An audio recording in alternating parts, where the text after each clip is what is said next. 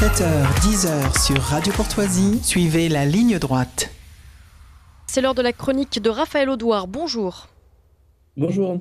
Raphaël Audouard, le 17 avril se sont déroulées des élections législatives en Croatie. Pouvez-vous nous présenter la situation politique dans ce pays ?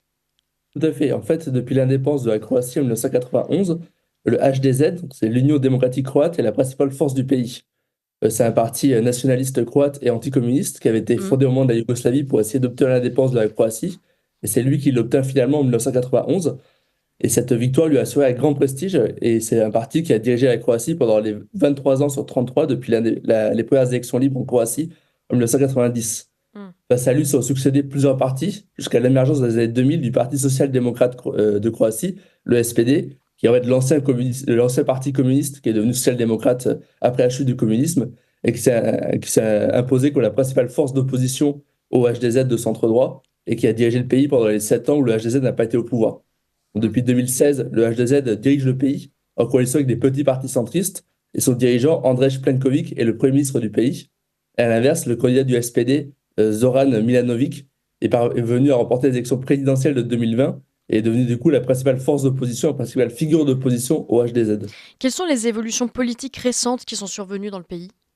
En fait, les deux partis ont beaucoup évolué. D'un côté, le HDZ de centre-droit a évolué justement vers le centre-droit, c'est-à-dire qu'à sa fondation, c'était un parti nationaliste, il était plutôt un parti de droite radicale, et en fait, progressivement, au fur et à mesure où il dirigeait le pays, il s'est centrisé, en fait, il est devenu un parti de centre-droit, libéral et pro-européen.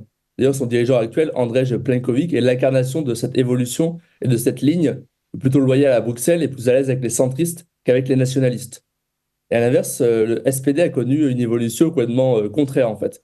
Sous l'influence du président croate actuel, Zoran Milanović, ce parti de centre-gauche tend à devenir petit à petit un parti populiste et patriote, critique de l'immigration et des politiques de Bruxelles, et plutôt enclin à regarder du côté de la Hongrie, voire de la Russie.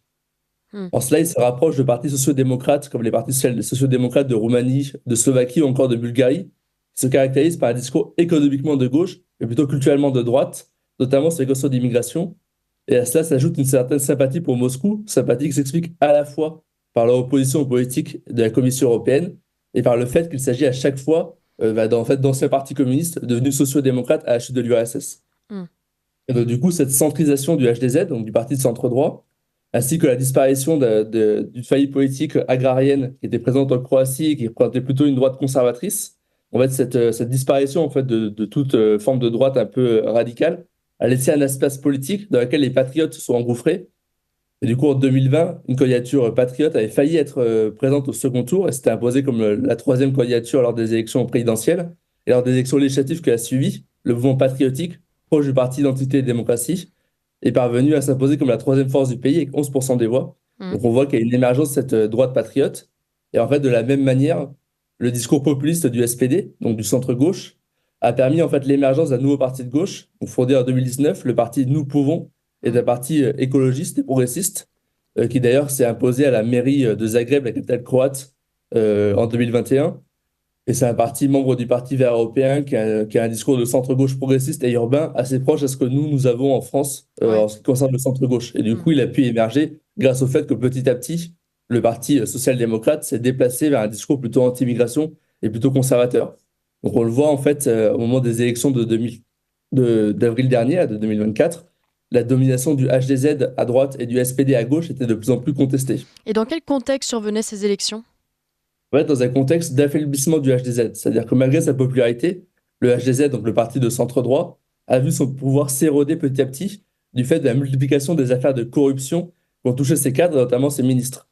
Et là, récemment, la nomination d'un homme accusé de lien avec des hommes d'affaires et des politiques corrompus, Ivan Turudic, qui est comme procureur général par le HDZ, c'est-à-dire que le HDZ a nommé cet homme-là accusé de corruption comme procureur général, et cela a créé une colère en fait, de l'opposition et des manifestations dans le pays.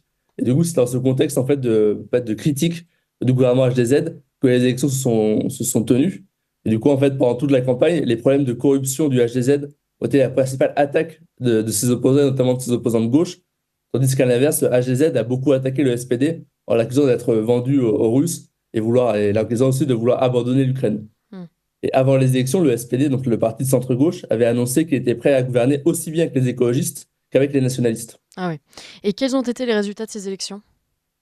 Alors, au final, le HDZ a remporté les élections, ce qui n'était pas une surprise. La question, c'était surtout, en fait, est-ce qu'il allait avoir une majorité? Et ce qu'on a vu, c'est qu'avec 34,4% des voix, le HDZ connaît un net recul, puisqu'il perd 6 sièges. De son côté, le SPD et ses alliés ont progressé. Ils obtiennent 25,4% des voix, ce qui leur permet de confirmer leur place de second parti. Mhm. Il y a ensuite le mouvement patriotique, donc la droite patriote qui obtient 9,6% des voix, devant les écologistes de Nous Pouvons, avec 9,1% des voix, et un parti de droite populiste qui s'appelle Le Pont et qui obtient 8% des voix. Donc la situation est assez compliquée car aucun camp n'a de majorité. Le HDZ ne peut pas gouverner seul, et de son côté, le SPD n'arrive pas à proposer de majorité alternative, parce qu'en fait, pour pouvoir avoir une majorité, il faudrait gouverner à la fois avec la gauche écologiste et avec les nationalistes, ce qui semble impossible en fait. Et de son côté, le HDZ refuse de gouverner avec les nationalistes. Donc du coup, la situation semble un peu bloquée en fait. Ouais. Il y a trois scénarios qui semblent les plus probables, soit de nouvelles élections tout simplement, soit en fait une alliance libérale entre le HDZ et les écologistes, c'est assez étonnant puisqu'on aurait une alliance entre la gauche progressiste et le centre droit, ou alors un gouvernement sans majorité du SPD qui gouvernerait de temps en temps avec les écologistes, de temps en temps avec les nationalistes.